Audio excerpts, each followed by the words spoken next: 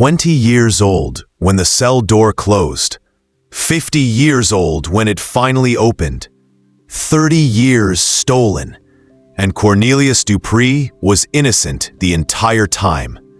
How does an innocent man lose 3 decades of his life?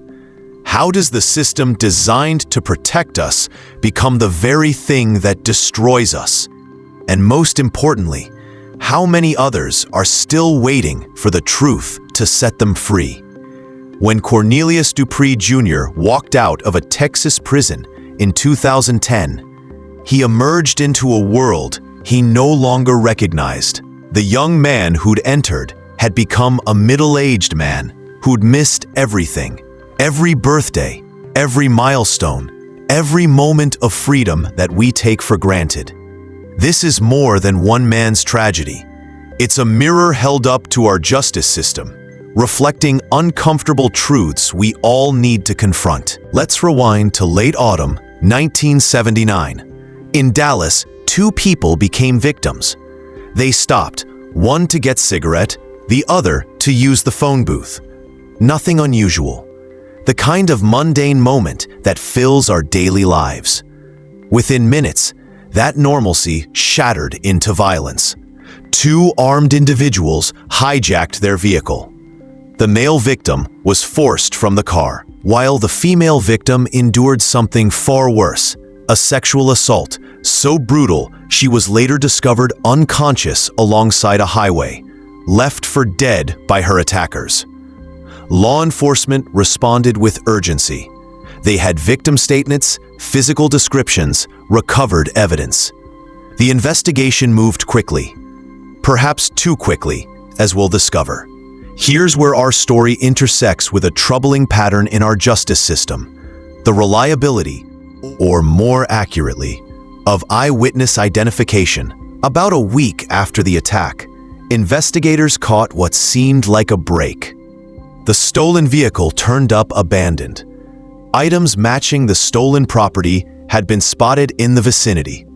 On December 1st, 1979, officers encountered 2 young men, Cornelius Dupree, age 20, and his companion, 18-year-old Anthony Massengill. Here's the crucial detail. They weren't actually stopped because of the carjacking and assault we've been discussing. They were stopped because they supposedly resembled suspects from a completely different crime that had occurred just 1 day earlier. One of them was carrying a handgun. The next day, investigators arranged a photo lineup. The female victim identified them as her assaulters. Think about that for a moment. One identification from a traumatized victim became the cornerstone of the prosecution's case. And so 2 young men, both insisting they were innocent, found themselves charged with violent felonies. By the following summer, Cornelius Dupree and Anthony Massengill faced trial. The charges focused on the robbery. Prosecutors held the sexual assault charges in reserve. At trial, both victims now identified the defendants. Memory, already unreliable, becomes even more so with time and repeated viewings. Once someone identifies a face in a photograph, that face becomes the face they remember, even if it's the wrong face. Psychologists call this memory contamination. The jury deliberated. They returned guilty verdicts. Cornelius Dupree received 75 years, effectively a life sentence for someone who'd barely lived at all. Massengill, who was also convicted in that separate case and ultimately entered a plea in the assault charges, received multiple sentences, including life imprisonment. Consider what 75 years means. It means missing your parents aging and passing. It means never having children, never building a career, never owning a home. It means watching the world transform through prison bars. The fall of the Berlin Wall, the rise of the internet, the turn of a millennium, all as a spectator to history, not a participant in life. And Cornelius Dupree was innocent. Appeals were filed and denied. The system, having convicted Cornelius, now had every incentive to believe it had gotten things right. Admitting error means acknowledging that an innocent man is suffering. That's psychologically difficult, institutionally complicated, and politically dangerous. But Cornelius refused to give up.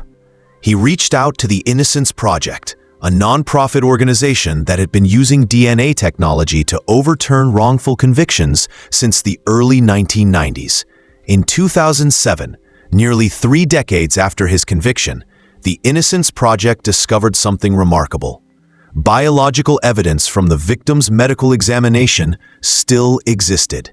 The organization petitioned for DNA testing. The Dallas County District Attorney's Office agreed. A California forensic laboratory conducted the analysis. May 2010. The laboratory identified DNA profiles from 2 males in the evidence. Neither profile matched Cornelius nor Anthony Massengill. 3 decades of imprisonment, based on mistaken identity, confirmed by science. Cornelius was released on parole in July 2010. His conviction was officially vacated 6 months later, in January 2011. The state of Texas made settlements and compensations. What does the Cornelius Dupree case teach us? Lesson 1. The danger of certainty. We want to believe that victims can accurately identify their attackers, that juries make sound decisions, that the system works. But wanting something to be true doesn't make it true.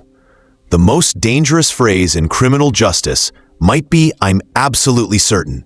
Certainty and accuracy are not the same thing. Every participant in this case likely believed they were doing the right thing. The victims believed they'd identified their attackers. The investigators believed they'd caught the perpetrators. The jury believed they'd delivered justice. Everyone was wrong. Lesson 2. The imperative of humility. Our justice system must build in humility, acknowledge its own fallibility. This means preserving evidence indefinitely. It means welcoming post-conviction DNA testing rather than fighting it. It means reforming identification procedures to minimize error. Many jurisdictions have now implemented better practices: double-blind lineups, proper instructions to witnesses, sequential rather than simultaneous photo presentations. Lesson 3. The real perpetrators remained free. While Cornelius and Anthony sat in prison, the actual criminals who committed this terrible crime walked free. They may have committed other crimes. Other victims may have suffered. Wrongful convictions don't just harm the innocent. They fail the victims and endanger the community by leaving the guilty unpunished. Lesson 4. The ripple effects of injustice. Think beyond Cornelius himself. His mother, who watched her son imprisoned for crimes he didn't commit. His siblings, who grew up without their brother. The career that didn't start on time. The community that lost a potential contributor. The public's faith in justice eroded. Wrongful convictions are stones thrown into the pond of society. The ripples reach far and wide. Lesson 5. Preservation equals possibility. Had that biological evidence been discarded, standard practice in many jurisdictions, Cornelius Dupree might still be in prison today, or worse, might have died there.